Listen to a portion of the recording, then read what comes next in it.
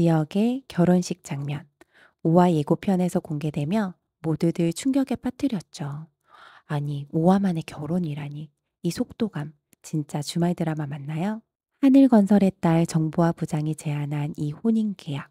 지역은 경제적 현실을 고려한 끝에 단 2주 만에 상견례와 결혼식을 강행합니다. 하지만 지역이 내건 조건은 아직 밝혀지지 않았는데요. 과연 그는 어떤 거래를 한 걸까요? 이상철의 고문직 복귀일까요? 상견례 후 어머니 다정이 "당신 아무 말도 안 하더라?" 라는 대사. 그 한마디가 복선을 남겼죠. 그런데 아버지의 고문직 복귀만으론 좀 약한 것 같아요. 하늘건설 후계자 자리. 비혼주의를 꺾을 만큼의 유일한 이유는 하늘건설 후계자 자리 정도는 돼야 할 것 같아요. 그런데 더 큰 의문은 따로 있습니다.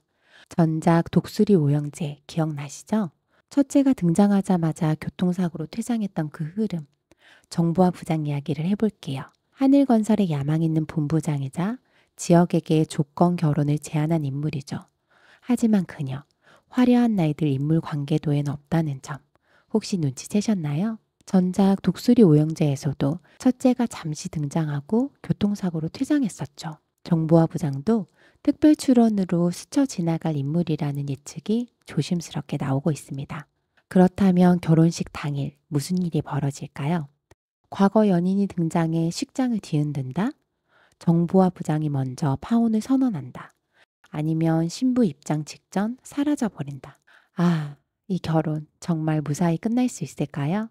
화려한 날들은 수많은 의문점을 제기하고 있는데요. 은호와 성재의 남매설까지 제가 예측한 이유 궁금하시죠? 먼저 1화부터 4화까지의 내용을 잠시 살펴보고 갈까요? 이 지역은요, 여자친구와의 300일 기념일도 회사 일 때문에 내팽개치는 완벽한 워커홀릭입니다. 결혼할 생각은 없다라고 단언하지만 지금까지의 흐름을 보면 그 말 속에는 누군가를 책임질 자신이 없다라는 두려움이 담겨 있는 것처럼 느껴져요. 지역의 아버지 이상철, 33년 동안 한 회사에서 묵묵히 일해온 성실한 가장입니다. 하지만 자식에게는 다정함보다 가장의 위험과 의무를 더 강조하는 전형적인 한국 아버지죠. 은퇴 후 아는 지인의 회사에 고문으로 재취업할 예정이었지만 지인이 췌장암 말기로 병원에 입원하며 상황이 달라집니다. 지인의 아들이 회사를 물려받고는 상철에게 일방적인 해고 통보를 하게 되죠. 그나마 미안함의 표시라며 보내온 사과 상자 안엔 사과와 함께 현금 1,000만 원이 들어있었습니다. 그걸 아내 김다정과 어머니 조옥래가 열었다는 이유만으로 상철은 참지 못하고 고래고래 소리를 지르죠. 아, 이땐 정말 왜 저러는 거야? 자존심에 스크래치가 나서 저러나? 했죠. 하지만 그 장면을 지역과 수빈이 보고 말았다는 게 문제였어요. 보지 않았더라면, 듣지 않았더라면, 가족의 아픔이 조금은 덜 상처가 됐을지도 모릅니다. 이제 인테리어 디자이너이자 지역의 대학 후배, 그리고 지역을 오랫동안 짝사랑해온 인물, 지은호에 대해 이야기해 볼까요? 저는 처음에 이 드라마 보면서 은호? 이거 남자 이름 아니야? 하고 한 번 더 들여다봤었거든요.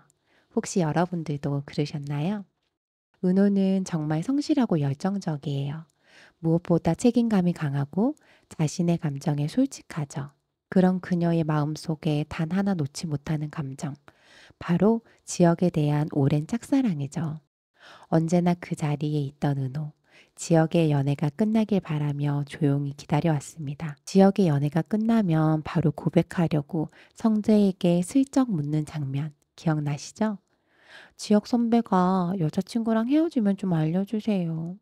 그 장면 진짜 귀엽고 애틋했어요. 하지만 그 결과는 거절. 집에 돌아온 은호가 맥주, 양주, 인삼주까지 마구 붓고 폭탄주를 제조하더니 술에 취해 밖으로 나가 쓰러지고 맙니다. 다행히 어머니와 동생의 발견으로 병원에 실려갔지만 그 장면 보면서 정말 마음이 아팠어요. 아, 얼마나 마음이 아팠으면 저렇게까지 마셨을까. 그리고 그때 지역이 은호에게 했던 말, 사랑하는 사람 말고 좋은 사람 만나. 그 말 단순한 거절이 아니었던 것 같아요. 지역도 어쩌면 은호에게 마음이 있었을 수도 있습니다. 하지만 그는 알고 있었죠. 자신이 처한 상황에서 은호와 함께하면 그녀가 고생할 게 뻔하다는 걸요. 이제 박성재 이야기를 해볼까요? 성재는 어린 시절 학교 폭력이라는 깊은 상처를 안고 살아온 인물입니다. 등교하면 빵 셔틀, 주기적으로 돈을 빼앗기고 운동화마저도 강제로 벗겨지는 날들이 그의 일상이었죠. 어느 날 새어머니가 명품 운동화를 선물합니다. 하지만 성재는 그걸 신고 가고 싶지 않았어요. 뺏길 게 뻔했거든요. 그래도 그 신발 안 신고 가면 아버지가 화낸다?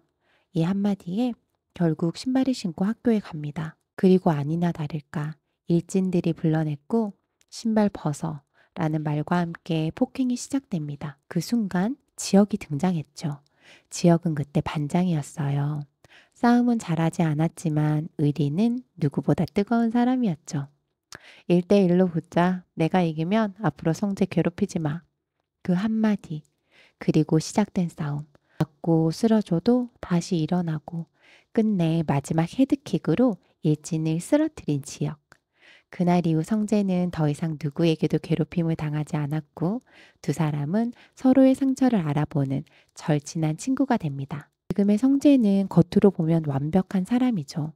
재벌가의 아들, 잘생긴 외모, 다정한 성격, 친절한 태도까지. 하지만 그의 눈빛 어딘가에 늘 빈자리 같은 허전함이 남아 있습니다. 성재는 오랫동안 은호를 짝사랑해 왔죠. 하지만 한 번도 말하지 않았어요. 한 번도 티를 내지 않았습니다. 은호가 어려울 때마다 짜잔 하고 나타나는 진짜 키다리 아저씨. 사실 은호가 지혁에게 고백할 수 있게 도와주는 성재의 모습. 저는 솔직히 조금 안타까웠어요. 성재가 은호에게 고백할 날이 올까요? 아니면 계속 그렇게 멀리서 바라보기만 할까요? 여러분의 생각은 어떠실까요? 이제 고성이, 차영라, 그리고 차은호를 둘러싼 묘한 그림자에 대해 얘기해 볼게요. 성재의 이복동생 차영라. 겉으로 보기엔 유명 화가처럼 화려한 삶을 사는 것처럼 보이지만 사실은 스토커에게 시달리고 있는 불안한 일상을 살아가고 있습니다. 그런데 말이죠. 딸이 스토커에게 시달리고 있는데 엄마 고성이의 반응 이상하지 않았나요? 조용히 기사 보낼게. 딸이 떨고 있는데 엄마는 뛸 생각조차 하지 않았어요. 대체 왜? 그리고 또 하나. 영나가 직접 그림을 그리는 장면 거의 없습니다. 대신 화방 직원이 그림을 그리고 있었던 장면 기억하시죠? 혹시 영나는 대리 화가를 고용한 게 아닐까요? 최근 시청자 커뮤니티와 기사들 사이에선 고성이가 은호의 친엄마다 라는 뇌피셜이 제기되고 있는데요. 맞습니다. 많이들 보셨을 그 추측이죠. 하지만 저는 한 발 더 나아가 봤습니다. 은호와 성재가 남매라고? 그렇게 볼 수 있어요. 다음과 같은 가능성 어떠세요? 은호의 생모는 성재의 아버지와의 관계에서 임신을 하게 되었고 그 사실을 안 고성이는 은호를 몰래 찾고 감시하고 접근해 왔던 건 아닐까요? 그러니까 지금 은호와 고성이는 알게 모르게 계속 엮이고 있는 거죠. 겉으로는 친절한 척하며 뒤로는 모든 걸 조율하고 있을 수도 있어요. 어때요? 너무 막장인가요? 그런데 막장이라고만 하기엔 너무 조심스럽게 복선들이 깔려 있지 않나요? 고성이의 냉철함, 영나의 대리와가 정황, 은호를 향한 이상할 만큼의 호의, 성재와 은호의 엇갈린 연결고리. 이건 단순한 우연의 나열이라기보단 제작진이 의도한 떡밥일 수도 있어요. 그럼 마지막으로 시청자 게시판을 볼까요? 성재 너무 순정파. 은호야 제발 좀 봐줘. 지혁 진짜 뭐냐? 감정 없는 결혼이라니. 지영네 집안 보면 나도 눈물 난다. 우리 아빠도 그랬어. 여러분은 어떻게 보셨나요?